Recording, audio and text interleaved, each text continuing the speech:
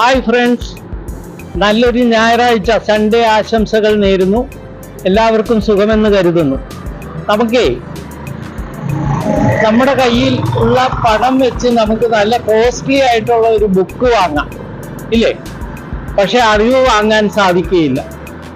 അതുപോലെ തന്നെ നമ്മളുടെ കയ്യിലുള്ള പണം വെച്ച് നമുക്കൊരു വാച്ച് വാങ്ങാം, പക്ഷെ സമയം വാങ്ങാനാവുകയില്ല.